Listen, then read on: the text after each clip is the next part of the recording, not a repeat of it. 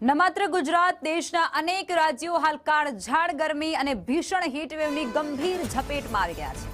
આજથી સૂર્યના પ્રકોપ સમાન નવતપાની શરૂઆત થતાની સાથે જ આગામી દિવસોમાં ગરમી હજુ વધુ આગ ઓકશે તેવી ભીતિ છે। મહારાષ્ટ્રના બ્રહ્મપુરીમાં પારો 47.2 ડિગ્રી અને યુપીના બાંદામાં 46.8 ડિગ્રીએ પહોંચતા હાહાકાર મચી ગયો છે।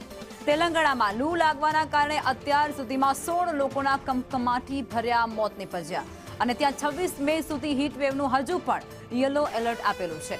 તેલંગાણાના અનેક શહેરોમાં 26 મે સુધી હીટવેવનું એલર્ટ જારી કરાયું છે।